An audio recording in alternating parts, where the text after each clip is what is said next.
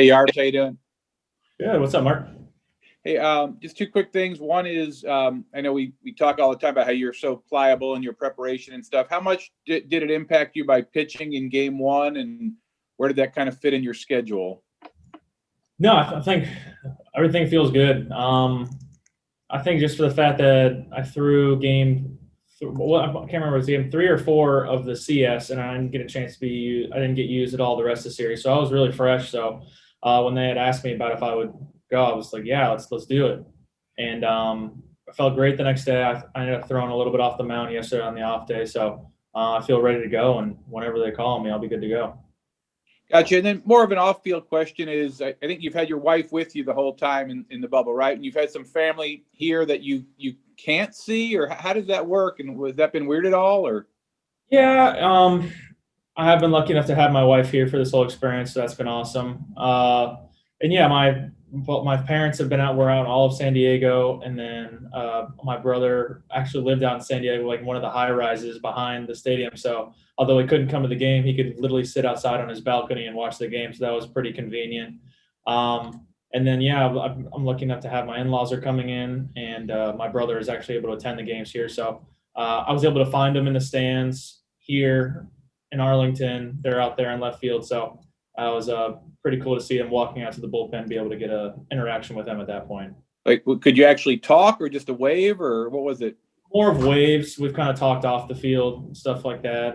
But I mean, at the same time, they've been great. They've been kind of not going too crazy and like letting me kind of focus on this, which has been awesome. But at the same time, I love talking to them. Neil Solons. Hey, Ryan, I know you just faced a few batters the other day, but that and the fact that Josh Fleming went pretty much a time through the lineup, can that be beneficial to you, having, seen, since Josh is similar to you, to kind of see how some of their hitters respond to that kind of stuff? Yeah, like I said, it was just a couple hitters, so kind of have an idea.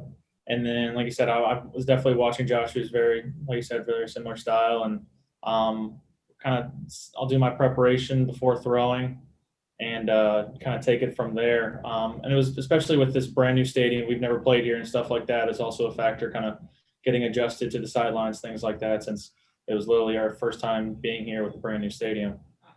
And you touched on some of your family being here, but what has it meant to pitch in front of fans? And do you think that extra adrenaline is beneficial to someone like you, or how does it help? Yeah, it's been great to finally have fans in the stands. We weren't unfortunate to not have any throughout the playoffs so far in San Diego. But no, it's going to be one of those things where you're going to kind of feed off them, but at the same time, to really just try to focus on what you're doing, and try to, at the same time, depending on things, block some things out. So it's great to have them here for the first time, but at the same time, you got a job to do. Juan Toribio. Hey, how's it going? Just to kind of clarify, I mean, you feel like you can go 100 pitches or however many they need, or do you think that kind of affected pitching the other night? No, I don't think it'll affect me at all, especially because it was a shorter workload. I feel like I even responded really well the next day. So I feel good. I'm going to literally throw until they take the ball out of my hands. If it's 100 pitches, I feel like I can do that. We've done it. Like, obviously, we haven't done it recently in the last week or so, maybe in that area, but I don't think that's going to be really the factor. John Morosi. Hey, Ryan, thanks for your time here. Two quick questions, both kind of getting to the very beginning part of your professional career. Number one, I heard a story about an amazing car that you drove across the country to, I think it was Instructional League, from Florida to Arizona. What was that car, and how special was that car to you on that journey? And also just signing as a senior from Old Dominion, maybe your journey on deciding to go back there for your senior year and how that affected the start of your professional career. Yeah, so God, I don't know where you found out. It was a 2001 Buick Century. It was a lovely car. A lot of people thought I was like an older guy driving, and then I just hop out of the car like, okay, I was not expecting that. I had it out in Arizona for a while when I was still with the Mariners, and at one point it was missing hubcaps on one side of the car. The windows didn't work, but the AC ran perfect, so thank God that happened. So. But it was great. I had it, and when I came up and I made my big league debut in it, I was lucky enough to have Kyle Snyder my first year here with the Rays in 2017, and I had it all that year in Durham.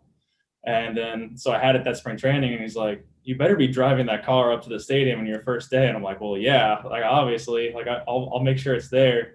And it was bad at the one point. I literally had blue tape holding up the window because it didn't want to stay up at one point. So that's kind of the state it was. I was kind of sad to get rid of it though, but honestly, it was a great car. But no, and then yeah, like at Old Dominion, I was lucky enough to get drafted my junior year, and felt I didn't know necessarily if I was ready, and kind of took that chance. And looking back on it, it's a really tough decision because you never know what can happen. Then next year, a lot of things can go wrong.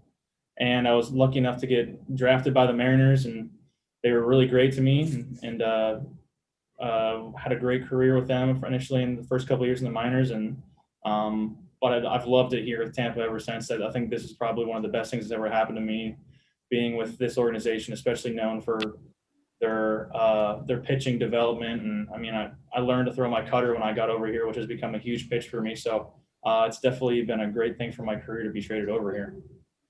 Thanks, Ryan. Good luck. Thank you. Paul Newberry. Hey, Ryan, how you doing? Good. What's going on? Good, man. I just had a quick question. This is completely sort of off the beaten path, but what do you think of the idea of doing? Y'all are doing this neutral site World Series, obviously because of the pandemic. Some folks have sort of proposed that being something baseball should look at, almost turn the World Series into like a Super Bowl, where you pick a site, years in advance and play there. I'm just curious as a player, what you would think of that. Yeah, it's I think it's just something that with this kind of crazy year, we've just been kind of rolling with it with all the different things that we've had to adjust to. Yeah, we honestly haven't really thought about it as players. I know we've kind of seen maybe on the TV, we've kind of been mentioned here and there, but all I can really say is it's with being in the playoffs last year at the Trop, having all those home fans around us and everything. I think that's something that we've truly missed this year. But at the same time, we've known the support. We have a ton of fans here that's here to support us, and I've gotten so much messaging from people back home and about just wishing us the best of luck. So that's really the most important thing to us. So I guess you really doesn't sound like you would favor that idea. If you got back to a World Series, you would like it to be at your home stadium, or at least some of the games at your home stadium. No, I don't really have an opinion one way or the other. We just want to be in the World Series. That's what's important to us. Thanks, man. Appreciate it. Gabe Blackus. Hey, Ryan. Kind of going back on going from Seattle to Tampa, you had a really nice uptick in some of your peripheral stats. Beyond the cutter and all that, what else was it about going to Tampa that I guess helped you with your command or your growth as a pitcher at that point in time? Yeah, I think it was, like I said, I've been extremely lucky every year I've been with Tampa Bay to have Kyle Snyder as my pitching coach, and kind of progress with him, and him having me for multiple years, kind of things to grow on and learn from. I think it was just a matter of extremely understanding who I am as a pitcher, what I do really well, what I don't, and really emphasizing those strengths. And I feel like with the Rays and their development and the analytics and stuff that they can help explain to you and help you understand what makes you successful was huge. And I feel like it's even helped over these last couple of years. Last year, even Charlie Morton was huge, kind of understanding how he goes about his business and really taking things from him that can really help elevate my game. I feel like halfway through last year and this year has really helped me as a pitcher. You've been so flexible with whatever they've asked you to do and successful above league average in whatever role as well. Is there a point where you would like to just be the guy that takes the ball 30 times a year for a start, or how is all that going for you at this point in time? Yeah, I think it's we're kind of groomed that way. I think that's what makes this team so successful is there's no egos, everyone buys in. And at this point, it's just about winning ball games, especially in the playoffs. I came out early in the year and said, like, I would like to change the start, but when it gets to this time of year, it's just all about winning. And whatever they need you to do to win ball games is what I'm focused on. And I think we'll kind of see that as the series goes along, everyone kind of is on the same page and just about hoisting up that trophy at the end of the year. Thanks, man. John Romano.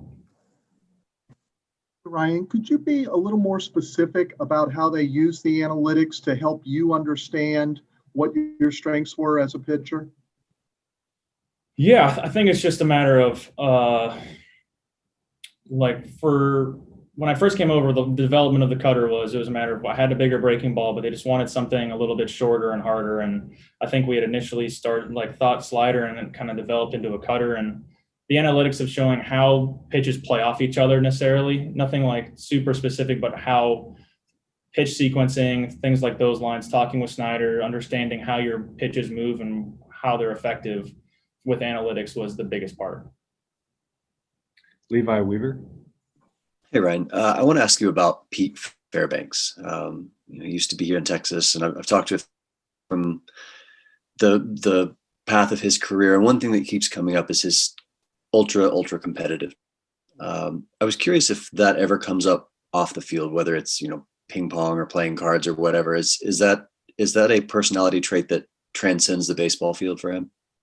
Yeah, absolutely. I feel like Pete's probably one of the guys I'm really close with on the team, especially over these 2 years since he got traded over. And I mean, you see all the stuff on the field where he strikes out a guy and does a fist pump and he yells, or he gives that kind of strut off the mound like he does. And you'd love to see it. And he's the exact same way. Like we'll be playing. We can't really play cards or anything like during this year. It's with all the social distancing, and you notice it a little bit. But the things we can do that we're able to kind of socially are acceptable during this time, you can really just tell that it brings out the most of him. And he's a great competitor, great teammate, and great person. So we're lucky to have him.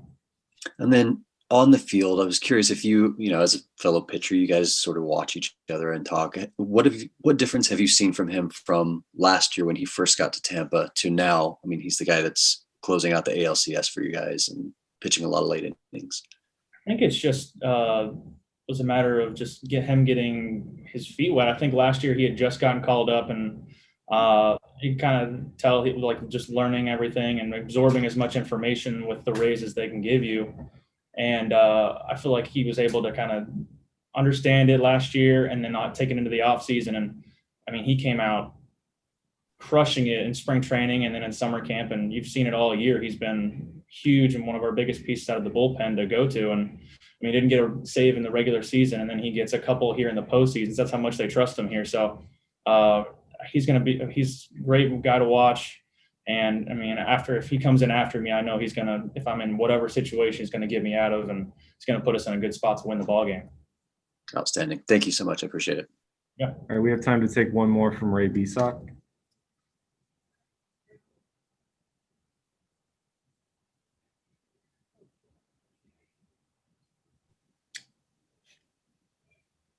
You there, Ray? Can you hear me? Yes. Okay, sorry about that. A lot of people back in Polk County are rooting for you. Obviously, we've had a lot of good success lately in World Series appearances with Chris Sale and Steve Pierce. Talk about representing Polk County, and also you grew up a Rays fan, so this is pretty special to you also there, huh?